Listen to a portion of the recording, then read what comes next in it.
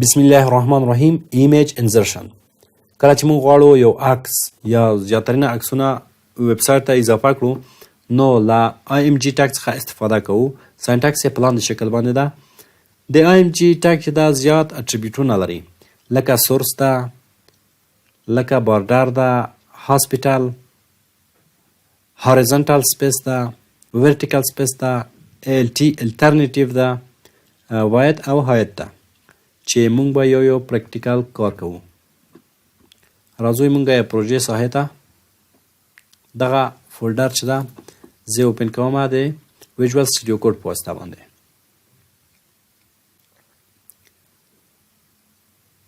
اول زه راځم دلته یو عکس راوړم دغه فولډر ته ځکه چې عکس اوس مونږ ته ضرور ده. دغه عکس به راوړم کنټرول سی او دا په همدغه ساحه کې پیسټ کړم کنټرول وی.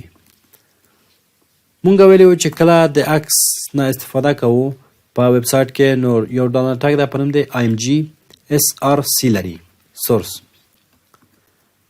په همغه ساحه کې د ای ډاټ جی پی جی په نوم باندې یو عکس ده چې دا مونږ ته راوخله. که چېرته اوس مونږ راشو دا وګورو مونږ ته په ویب سایټ کې عکس راغلی وي. عکس راته راغلی ده.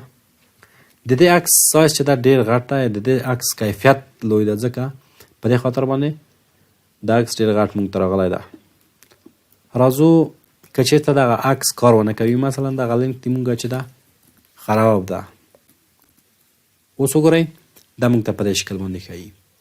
نو د همدې په خاطر باندې یو دانه ټګ اټریبیوټ لرو په نوم دی ای ال ټي الټرنیټیو. په دې کې لیکم چې بیبي ایمیج. که چېرته مشکل پکې راشي نو مونږ اوس پوهیږو چې دغه یو عکس ده، د هغې ماشوم عکس ده په دغه ساحه کې. نو دغه اټریبیوټ چې ده د دې په خاطر باندې استفاده کیږي. هر ځای کې چې مشکل راشي په عکس کې تاسو کولی شئ چې پوه شئ چې دغه ادې مربوط راځي. له دې نه وروسته مونږ لرو دې ته فاصله یا ارتفاع مشخصه کوو.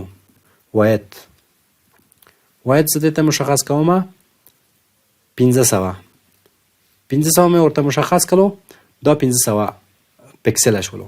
دوستان تاسو متوجه اوسئ په ایچ ټي ام ایل کې که دغه ته پی ایکس پکسل ور هم نه کړی کار کوي، خو په سی اس اس کې هم که ور نه کړلو نو بیا ایرر نیسي، کار نه کوي.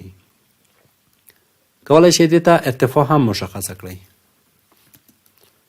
کله مو چې ارتفاع ورته مشخص کوله ورته ولیکئ چې هایت زه دې ته ورکوم 900 پکسله.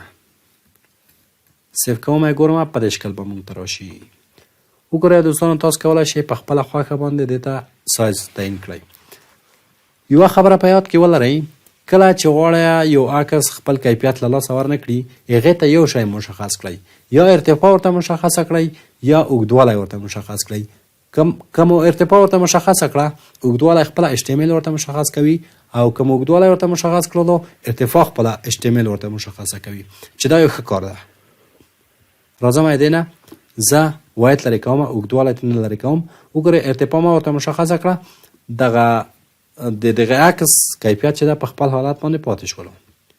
راځم دا لږ کوچنی کوم 400 یې کوم.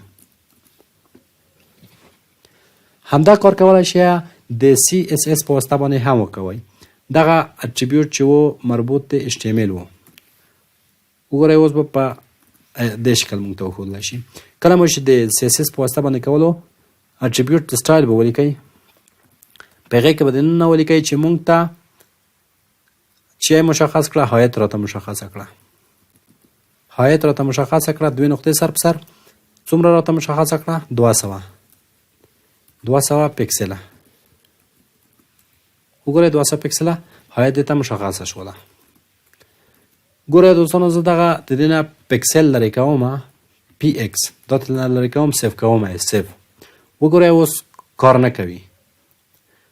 په سی اس اس کې به دلته پکسل حتما او ضرورا لیکئ. که مو ونه لیکو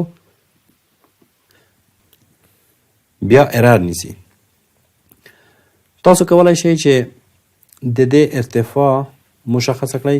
اوس ورته کولی شئ چې همچنان واید ورته مشخص کړئ. اوږدوالی 200 پکسله.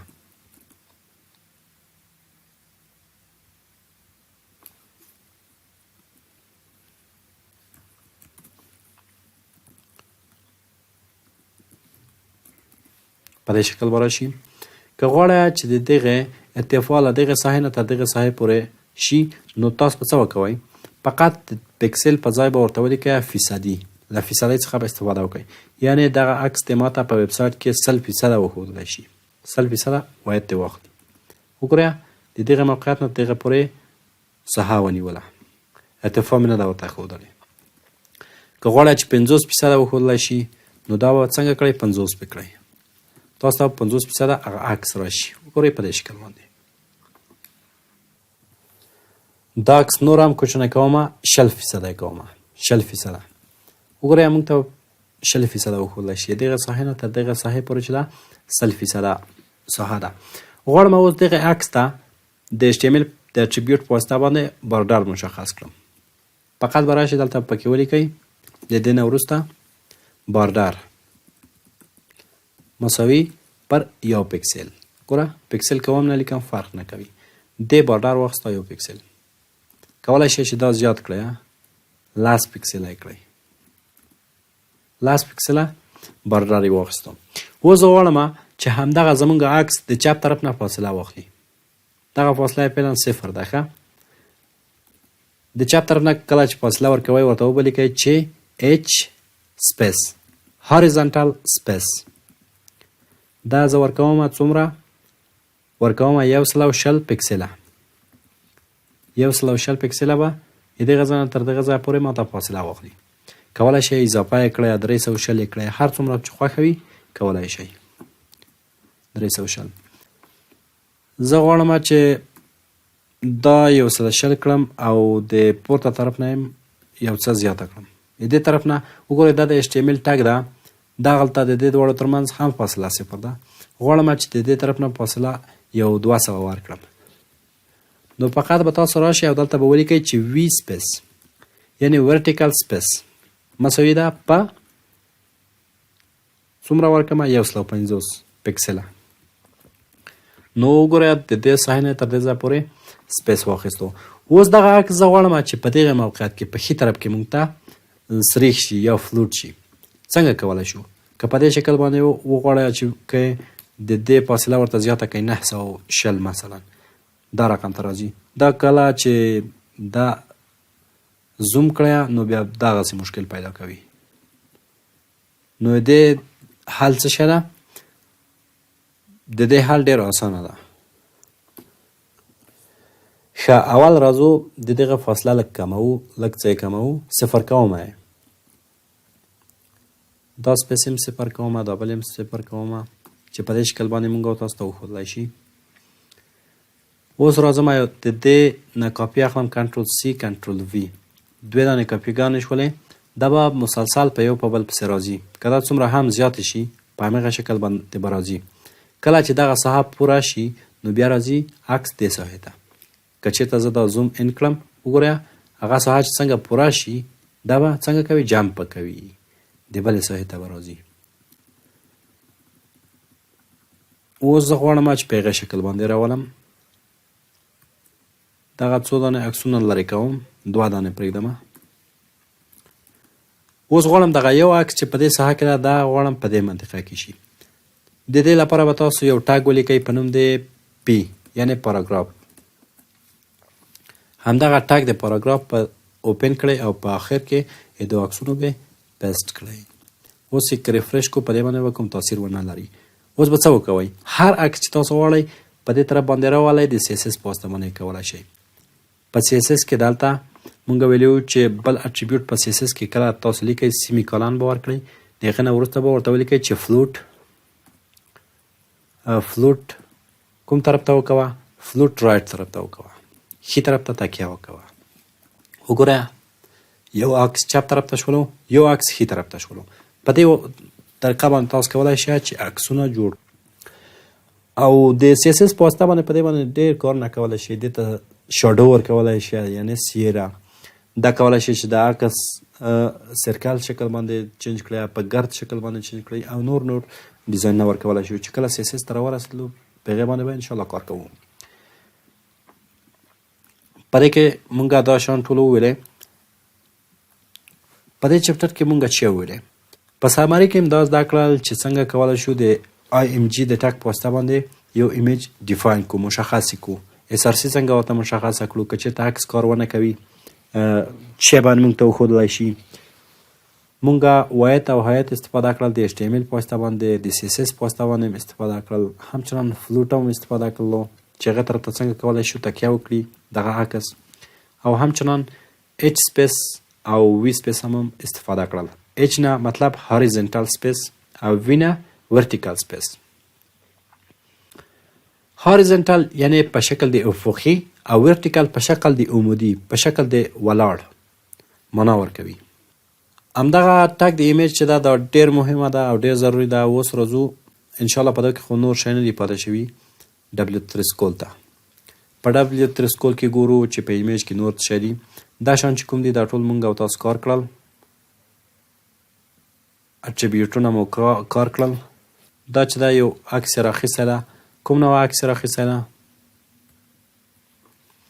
یو عکس یې راخیستی ده د GIF، او همچنان دې ته یې فاصله مشخصه کړې ده، ارتفاع یې ورکړې ده او وایت یې ورکړې ده. په دې شکل موږ ته ښکارېږي. اوس راځو د دې نه ښکته دغه عکس چې ده دې ته وګورئ، خو زیاته استفاده نه ترې کېږي، خو بیا هم زیات قابل د توجه ده. دغه په اصل کې یو عکس ده.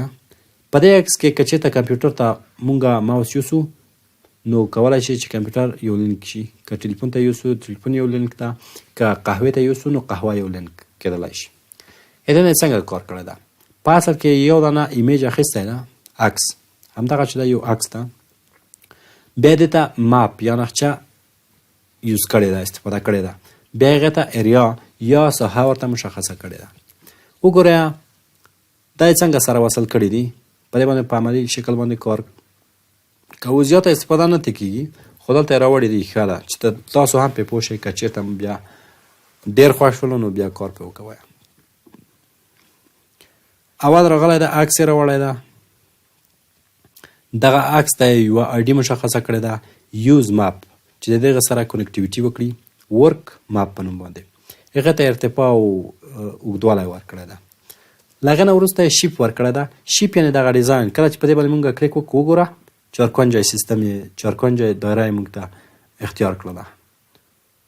یو ریاکټ لرو یعنې ریکټنګل، چارکونجه چارزولي، یو لرو سرکل، سرکل دایروي.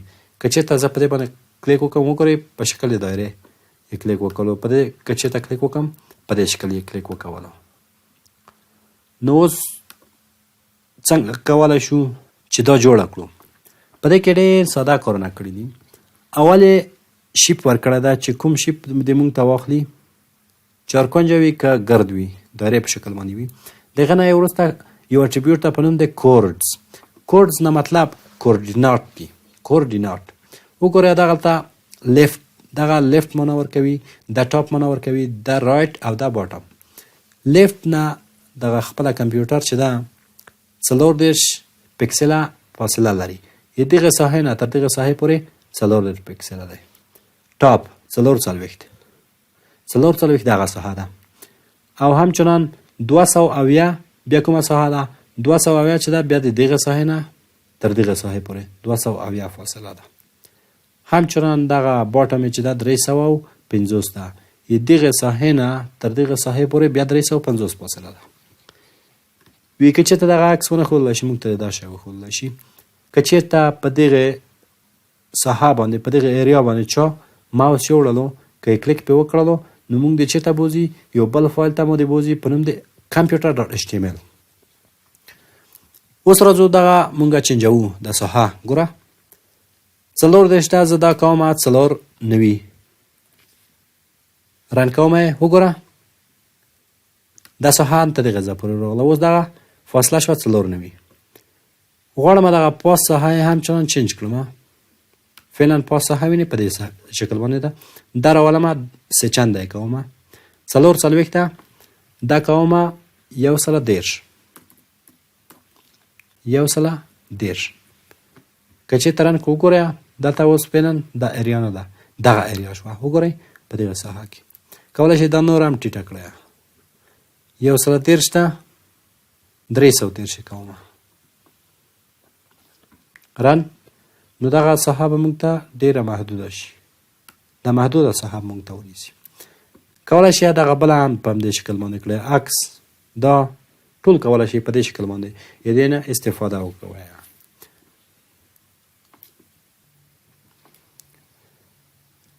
له دې نه وروسته موږ لرو یو بل ټګ هم لرو چې د هغې ټګ نوم پکچر ده. دغه پکچر د دې پکچر نه څنګه استفاده کیږي؟ له دې پکچر نه هم زیاته استفاده نه کیږي، خو په بعضو ساحو کې دوی ترې نه کړې ده. لکه څنګه استفاده ترې کیږي؟ په دې باندې چې تاسو کله کلیک وکړئ دلته وګورئ یو عکس ده. دغه عکس چې ده په اصل کې دا دوه عکسونه دي. پکچر ده خپله یو ټګ، د دې نه وروسته دوه عکسونه دلته لګېدلي دي چې دغه لینک ده. کله وی چې دغه ساحه یې ورته مشخصه کړې ده چې په دغه ساحه کې هر عکس چې ده اوس ګوره دغه کوم ګلان چې تاسو وینئ چې دغه پینک دي ګلابي، دا ګلان چې تاسو وینئ دا د دغه پاس عکس نه راغلي دي. کوم ګلان چې تاسو وینئ چې هغه سپین دي یعنی سپین فلاورز دي ګلان دي هغه د دغه عکس نه راغلي دي. دلته یعنې په اصل کې دوه عکسونه استفاده شوي دي. دا چې دا بل ټګ ده، کولی شئ د دې نه هم تاسو استفاده وکړئ، خو زیاتر نه کاربورد نه لري. په دې خاطر باندې موږ هم زیات تاکید نه پرې کوو. انشاءالله په دا کې به هم دا شان ټول زده کړي وي. هېڅ شی انشاءالله موږ نه دی پاتې شوي.